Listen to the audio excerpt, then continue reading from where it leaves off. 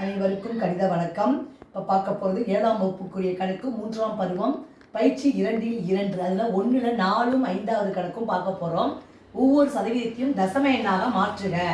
65% கொடுத்துருக்காங்க. அப்படின்னா என்ன அர்த்தம்? 65/100 ஈக்குவல் டு இது சதவீதத்தை தசம எண்ணாக மாற்றும் பொழுது 2 0 இருக்கு. அப்போ 0.2 ஸ்தானம் தள்ளி எழுதுறப்ப 65 0.65 என்பது இந்த கணக்குக்குரிய விடையாகும். அடுத்த கணக்கு பாருங்க. 0.64% 0.64 டிவைடட் பை 100. இந்த 0. அந்தாண்டு இருக்கிற தசம எண்ணை முழு எண்ணாக மாற்றும் பொழுது 10ல் 1 100ல் 1, அதாவது 64/100 இன்ட்டு 1/100. இப்போ இதை பெருக்கணும்னா 64 டிவைடட் பை 1 போட்டு இந்த 4 பூஜ்ஜியத்தையும் சேர்த்துக்கிறோம். போட்டால் 10,000 வந்துடும். இப்போ 4 ஸ்தானம் 0 இருக்கிறதுனால 4 ஸ்தானம் இந்த பக்கத்துலேருந்து வரணும்.